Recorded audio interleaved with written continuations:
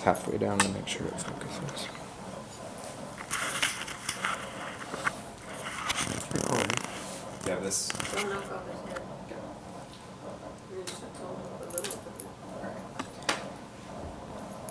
Anita Desai once wrote, "Wherever you go becomes a part of you somehow." And that is from Goodreads.com. My name is Christopher Smith, and I'm going to talk to y'all today about what Panama taught me about myself. Alright, so Panama's poverty is pretty bad compared, since it's a first world nation. 29% approximately of the entire population lives under the poverty line. When you go to rural populations, that number increases to 46%, and a further 81% when you go into indigenous populations. So for a first world nation, Panama has the highest amount of wealth disparity. And I got that from ruralpovertyportal.org. I've taken past service trips before, namely to Jamaica, and I was able to see a completely new country while helping do service projects and kind of just mission-based works like that, and that really made me passionate about travel and being able to help serve others in different communities. So when I heard about the organization Global Business Brigades, who operate in Panama to help indigenous people, really self-starters and just people who want to start a business, they help them with business competency, and they help them kind of set up their business and just give them basic financial skills. Before I get into it, my sources are expertvagabond.com, goodreads.com, ruralpovertyportal.org, webmd.com, and wallstreetjournal.com. Alright, what I learned about myself in Panama. When I went to Panama, I didn't expect anywhere near the amount of setbacks that I encountered. There was just a lot, from our living conditions to the people we were helping. Initially, I was unprepared to deal with it, but throughout the week, I grew more competent and more able to really help with the situation and kind of overcome my initial anxiety with that. Secondly, seeing the stark contrast between how the people of Panama live versus how comfortably I live here in America really made me reevaluate things and see and think of how grateful and thankful I should be for everything that I've been given. And lastly, I gained an appreciation for the way that other people with completely different cultures and different values live their life, and I really learned to respect that and appreciate that, despite how different it may be from the way I've been raised and the way I think. Alright, I had, like I said previously, I had major anxiety about the unexpected things on this trip, so I did not know we would be staying in a room with 36 people and 3 showers between us. That's one of them, and I didn't know the family we were helping didn't have a business already set up and was completely illiterate. That caused great anxiety for me. Fortunately, in spite of the circumstances, I've really found that overcoming these obstacles had a lot to do with how I perceived it.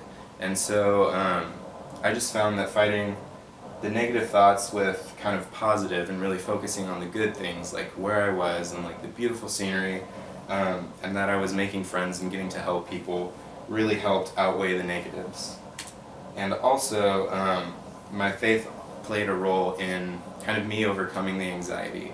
I sat down on the first day and just like prayed and thought about it, and it really kind of helped settle me throughout the week. Alright, when our bus drove us out of the shining metropolis of Panama City, the reality that a significant portion of Panama's population lives below the poverty line became more concrete and became more obvious to us. So the next point is practicing gratitude. After seeing the way that these people lived, I was immediately struck with gratitude for the things that I had back home. And not just that, it was that I thought that this gratitude needed to be practiced when I was back home as well, and not just when I was around people who were living in much rougher conditions than I was, in the middle of the Panamanian rainforest. I knew that, so these people lived around dangerous animals and snakes and really humid weather, and in the flood season it can be quite dangerous. So that I got the reference from expertvagabond.com. And so one thing that really kind of drove this point home for me was that the woman we helped, her daughter had passed away only months before from a battle with cancer, and she did not have the greatest available health care afforded to her in a rural hospital that was quite far away from the village. And so I just really thought about all the times that me or someone I know has been able to access quick and reliable and efficient healthcare here in the United States. I really like this quote by Robert Louis Stevenson: "There are no foreign lands, it is the traveler only who is foreign." And I got that again from Goodreads.com. My last point is the importance of respecting different cultures. So the people we were helping had lived their lives essentially the same way for many hundreds of years, with relatively few intrusions or differences impressed upon them. I learned that you should never fundamentally try and change a group of people, and I kind of learned this the hard way. I thought we were going there to just help these people change their mind, make them kind of more like American businesses.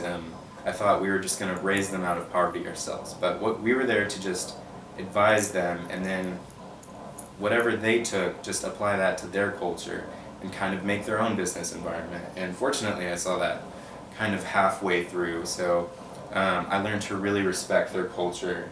And I thought this Wall Street Journal article that analyzed the effects of money and happiness was really interesting. It basically said, as long as your basic needs are met, superfluous amounts of money don't affect your level of happiness that much more.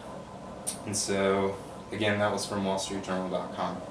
And having previously been on a trip, a service-oriented trip to Jamaica, I could see that people who were living in what we would consider poverty-stricken areas were able to live fulfilled and happy and joyful lives by living simply. And so that was something I found in Panama as well. This trip forced me to confront issues and see life from a different angle that I believe grew me in ways that I did not expect.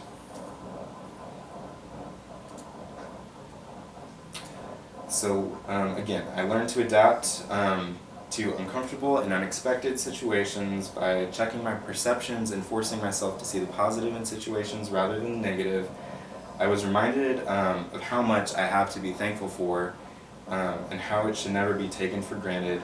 And lastly, I saw another culture as valid and important despite being drastically different. This trip forced me to be introspective in ways that I hadn't imagined, and I ultimately gained new ways to look at difficult situations, get a spirit of gratitude for what I've been given, and a greater respect for other people with different cultures and different values. Thank you. Yay!